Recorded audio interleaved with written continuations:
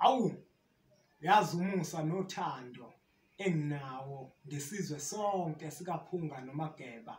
Ingakho ngithi ake ngikusikele kwelijikayo ngikucaphunele esisodwa sezihloko engilobe ngaso laphana kwincwadi esihloko sithi amava ahlabahlosile. Ngikhuluma ngesihloko esithi ukubizwa kwamathongo. Wena wabiza kanjani awakini? Mhlambe nawe womunye wabantu abathi mabeshisa impepho bese bagagula abantu abadala ngamagama. Sithini isintu? Sithi isinto abantu abadala babizwa ngamagama. Kodwa babizwa ngezibongo zabo. Yingakho kubalekile ukuthi uma uyinsizwa ube nezibongo zakho. Ngizokwenzela isibonelo. Mina njengabe ngishilo ukuthi mina ngunduna kaNdaba uNtombi ziyancumela insizwa ziyamkhomba. Ikholo elikhola ngenhliziyo engalibhanda kancane esontweni.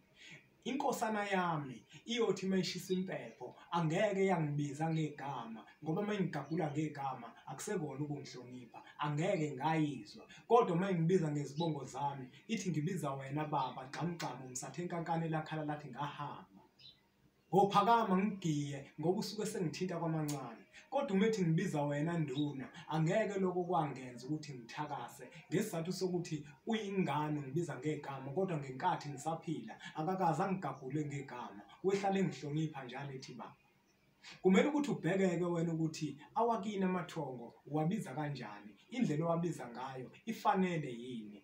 Njengoshisa impepho njalo ungayiboni impendulo, ungayiboni yenzeka into oyicelayo. Yibheke lapho ukuthi ubabiza kanjani, ukubabiza kwakho awubacanuli yini.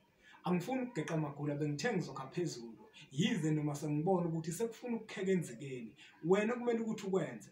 Zitholele incwadi yami entsha esihloko sithi amava ahlabahlosile.